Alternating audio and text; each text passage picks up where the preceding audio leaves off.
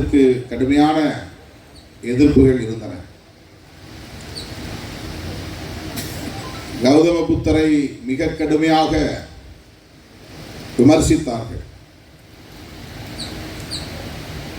அவரை சாத்தான் என்று சொன்னார்கள்,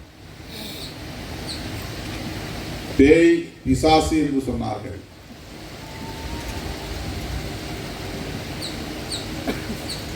இந்த மதமே நாத்திக மதம் என்றுதான் அழைக்கப்பட்டது. கடவுளை மறுக்கிற கருத்தியல் இது என்பதுதான் இதனுடைய அடிப்படையே.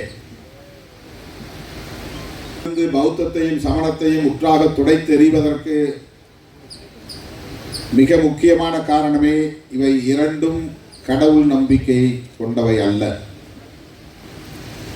பௌத்தத்திலும் சமணத்திலும் கடவுள் நம்பிக்கை கிடையாது.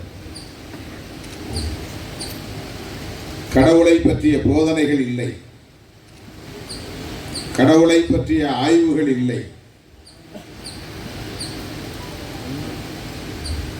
கடவுளை பற்றிய எந்த நிலைப்பாடும் இல்லை என்கிற போது வழிபாடு தொடர்பான எந்த சடங்கு சம்பிரதாயங்களும் இல்லை. எல்லா மதங்களும் வழிபாட்டுக்குரியது கடவுள் என்று சொன்னபோது